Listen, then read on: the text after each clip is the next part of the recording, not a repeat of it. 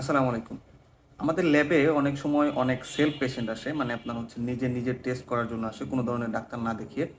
অনেক সময় দেখা যায় যে ডাক্তার দেখিয়েও আসে, আবার অনেক সময় নিজেরাও আসে। তো দেখা যায় তারা অনেক সময় অনেক লেট করে আসে। টেস্ট করে দেখা যায় তাদের ডায়াবেটিক ধরা পড়ছে, কিডনিতে সমস্যা ধরা পড়ছে। তো আপনাকে খেয়াল রাখতে হবে কিছু সিম্পটম, কিছু লক্ষণ আছে।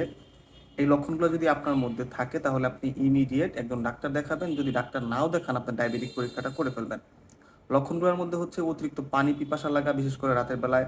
আপনি চেষ্টা না করে যদি দেখেন যে আপনার ওজন কমে যাচ্ছে কিংবা কোনো ধরনের ইনফেকশন কিংবা ব্যথা পাইছেন কিন্তু সেখানে আপনার হচ্ছে ওই ইনফেকশনটা ছাড়তেছে না, ওইখান থেকে ইনফেকশনের পরিমাণ বাড়তেছে, এরকম যদি হয়।